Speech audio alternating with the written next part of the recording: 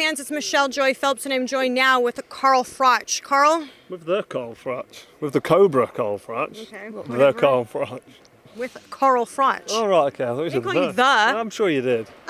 I must have missed it. Sure I didn't, but we'll play that back. It's good to be here. Yeah. How you doing? Yeah, I'm good, thank you. Obviously, another Anthony Joshua fight ahead of us, this time against Oleksandr Usyk. I know a lot of people, for the most part, thought we were going to get the undisputed fight between Tyson Fury and Anthony Joshua, but here we are.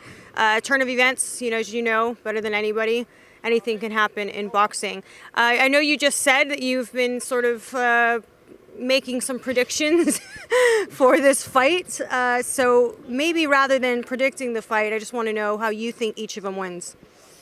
I think Usyk has to outbox AJ. I don't think he carries the power at heavyweight to get the stoppage. You never know. Timing and accuracy and accumulation of punches over the rounds, could potentially happen, but I doubt it. I doubt he's going to wear him down. AJ does. We've seen AJ gassing out a little bit in the past, but that's when he's been heavy. Right. So I don't think Usyk will be looking to get the stoppage. I think his plan will be to outbox AJ. Be throwing good shots, combination punches, sticking in the odd power shot, maybe trying to work the body, maybe trying to get awkward in there and make AJ miss and tire him out. So you never know. But for Usyk to win this, I think it's got to be a boxing masterclass, and we know he's more than capable of that. Well, what about? So did you just say how each of them wins? No, for Usyk, no, I didn't. And for AJ to win, yeah. I think he's got to be a late stoppage or a knockout at any stage. I mean, can he knock him out? I don't know. We don't know if Usyk can be hurt. I mean, I've seen him wobbled in a fight, but I've never seen him in serious trouble where I thought he was getting stopped here. I mean, Olympic champion, unbeaten as a professional, undisputed cruiserweight king in a tough division at the time, by the way. And I mean, I've seen him box Joe Joyce recently in the World Series of Boxing, WSB, and I've never seen anybody deal with Joe Joyce so comfortably, because Joe Joyce is some fighter. People don't want to fight Joe Joyce. Oh, he's massive. He is huge, and he's strong and he's fit and he's tough and he keeps coming. The Juggernaut for a reason. That's his name, his ring name. So when you see Oleksandr Usyk and look at his resume, and then you watch him perform, you've got to be concerned for Anthony Joshua. But Anthony Joshua can get the job done inside the distance by forcing the pace, putting the pressure on him, stamping his authority, taking his hand to the ring, and being quite bolshy and tenacious and brave and sticking it on him. But I don't know, following the Ruiz loss, he's been a bit like safety first. And then we've seen him against Pulev, and I don't know if it's just me or I don't know. He was blown a little bit against Pulev, and he got the job done. But it's Kubrat Pulev. How old was he? 145 years old. He was 145 years old at the time. Sorry, that was Coming to America. If you've not seen it, you won't follow it. But I think AJ can do it. I still think he can do it. He's big enough. He's the champ.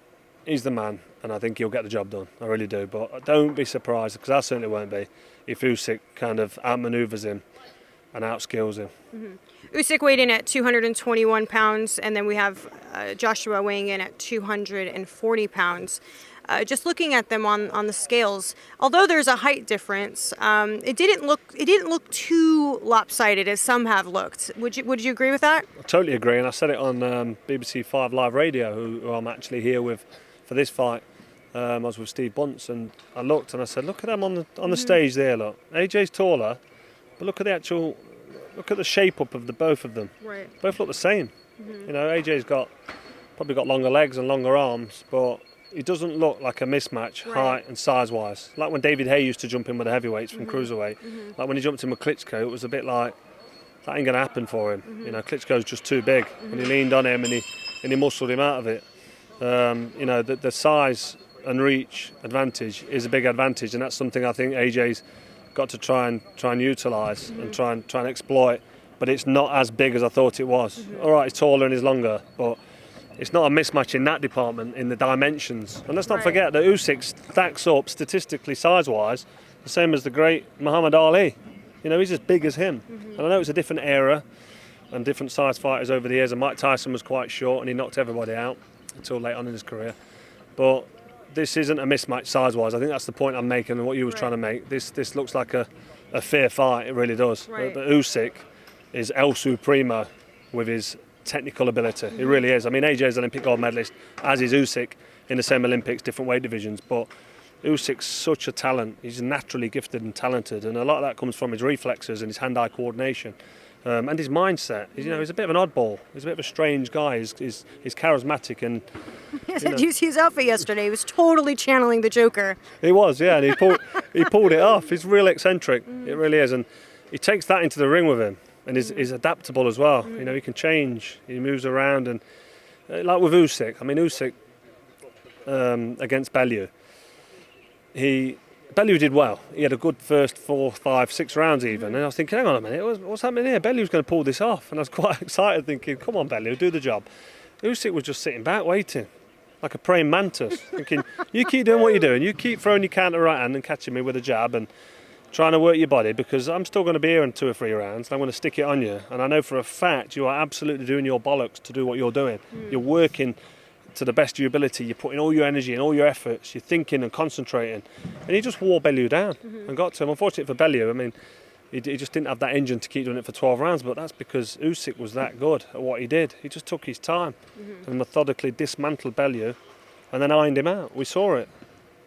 Eddie Hearn, I just did an interview with him a few days ago, and he said that he's almost like it's as if Joshua's wanting to prove to everyone that he too is a superior boxer. He too is, up on that level in terms of like how a lot of people consider Oleksandr Usyk to be. Would you consider that to be smart or a bad decision for Joshua to go in there and try to outbox Usyk? I don't think that's smart. Yeah. No, he needs to stick it on him.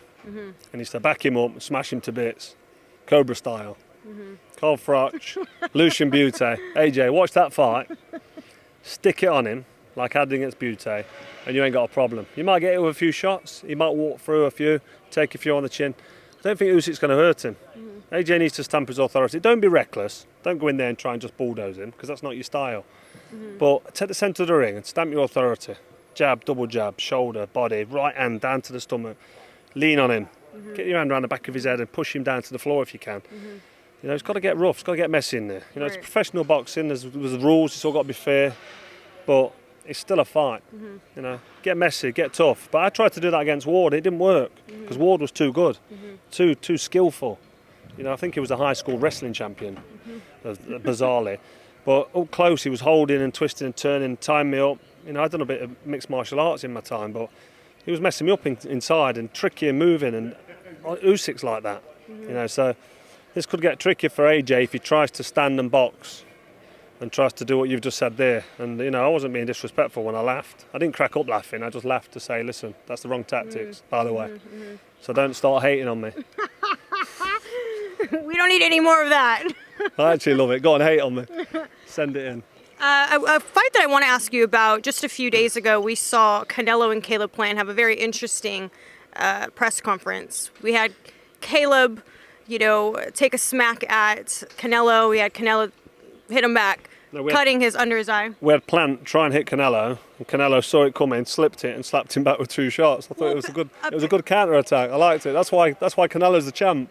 He saw it coming, he missed it, didn't he? Then. Well, apparently at another angle, he actually did get smacked. Really? Yeah. No, I'm not. Me too. That's what I thought until I saw a different angle, and he actually did hit. He slapped, whatever you want to call it, to Canelo. That's trick photography. I saw the side of you, and Plant was pointing it on him, and Plant's potentially a dangerous fight for Canelo. Every fight's a fight. It's a 2-horse race, which I've said before. Anything can happen, but I don't see anybody beating Canelo. I've seen him a lot. I've been ringside for a lot of his fights, and I sat and interviewed him in Dallas in Texas when he fought Billy Joe, and he's a serious operator. He's a thinker, and he's very, very good. Plant, it's a great fight. Looking forward to watching it, but yeah, I think he'll be all right, Canelo. Canelo seems to be coming out of his shell more. We're starting to hear him say a lot more English cuss words. Yeah. He's definitely learned those quite well. He likes to say a few bits and bobs here and there now. Well, what's he been saying? What's he say exactly? He says, F you, mother effer. All right, okay. Okay. I don't want to get flagged for saying certain words. Right. I was trying to get you to get flagged. I know you were. Yeah. You're trying to set me up right now. I understand. But no, I saw that, and I like it. He's trying to learn English. He's trying to be more. I mean, he doesn't need to be. He more. knows English. That's the crazy part. He's like lazy with it, isn't he? It's like No. you don't want to. Do you know what I heard? If he's not comfortable, he won't speak English. That's what I Right. heard. If you don't like who he's talking to and just wants to speak No. Mexican, he does. But I was told, I don't know how true this is, but I was told it was in the Mexican culture, if you don't speak the language or a language very clearly, that he kind of gets teased. So from my understanding is that he gets a little like shy with saying certain words because he doesn't want to be teased for how he pronounces things or says things. I don't know how accurate that is, but that's what I've been told by numerous people around him. that's interesting. And fair enough, it's a respect thing, I suppose. But no, he should keep trying. It's good that people love a trier with languages. I spend a lot of time in Spain, and the gardener comes around, the guy comes around to fix the gate, and the cleaner's there, and I'm like, trying to speak Spanish, and I've done a couple of years, and it's not working because you've got to be on it all the time and out there speaking and listening and learning and taking notes. But they appreciate it because when you don't speak any other language, if you just tell them that hablo español poquito, and you try, they appreciate that, and then they'll engage. And Canelo Alvarez, he doesn't need to be marketable, does he? Let's be honest. He's the most decorated fighter now. In world boxing, AJ aside, it's between them two. But anyway, AJ speaking a bit of English. Sorry, not AJ. Canelo speaking a bit of English. Fair play to him.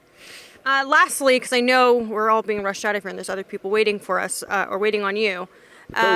Cobra's in town. I want to ask you about another fight that is coming up in just two weekends away. Is Tyson Fury versus Deontay Wilder, the trilogy. How do you see that fight going? Well, the first fight was very good, very watchable, very entertaining. And I think it was close because Fury wasn't as prepared as he would have needed to be. Well, that ring rust and the time out of the ring. And he came back and had like a couple of nonsense fights and then jumped straight in there with Wilder. Nobody thought he was going to go in there. There's a montage of Eddie Hearn saying, it won't fight won't happen, and that came back to bite him because the fight happened. And he got in there and he performed really, really well, Fury. Got dropped in the 12th round. We all thought he was like dead, and he got up and won. Well, got the draw, but he won on my card. The rematch was a mismatch because he was trained and ready for it. And I'd always say the best Tyson Fury beats the best Deontay Wilder 10 times out of 10. Sorry, Wilder, but it's just true. Unless you catch him on the chin, which you ain't going to because he's too big and tall and rangy and he's too clever, Fury. What do you think of his new tactics, though? You see that he's working on a few things. Do you see anything different? Not really, no, because he's not a big guy, Wilder. He punches like a mule kicks. He really does. He'll have you out cold, sleeping, with one punch on the whiskers. But Tyson Fury is too good for him. He just is. But it's got to be the best Tyson Fury, and that's the concern for me in this fight now, that you're not getting the best Tyson Fury. He's had problems with his newborn, through that now, but his mind's been elsewhere. He goes out of shape when he's not training. He's had a long time, 18 months or so out of the ring. And all these factors, same for Wilder, he's been out of the ring a lot, but Wilder's he looks more physically athletic, doesn't he? He looks better shape. And, mental health's been an issue with Fury in the past. And I don't know, if the best Fury don't get in against Wilder, he gets beat. And it'd be a shame because if he does get beat, if Wilder beats him, fair play. It's boxing, there's two men in there, and I wish them both well and wish them both health and may the best man win. But I just think Tyson Fury proved that he's the better man in that ring in the last fight between them because the rematch was just an outclassing job. It doesn't matter how heavy that ring walk costume was, I'm not having it. Tyson Fury was the better man, and he'll always be the superior fighter in that ring because of his height and reach and his natural ability against Wilder. Unless Wilder manages to catch him with a shot, it's a no-no for Wilder. But you just don't know, do you? What mindset and what physical state is Tyson Fury going to be climbing into the ring against Wilder in this third fight? We do not know. So it's dead interesting. Can't wait to see it. Right. All right. Well, thank you so much for your time. I appreciate it as always. And hopefully we'll be able to catch you post-fight and get your reaction in terms of what happens on Saturday night. Yeah, I'll be really looking forward to it. Always a pleasure, Michelle. I know. Pleasure with you as well. Thank you for your time. Bye, fight fans. Hey, fight fans, it's Michelle Joy Phelps. Make sure you subscribe to my YouTube channel by clicking this icon right here and hit the bell button below so that you can receive an alert every time we upload a new video.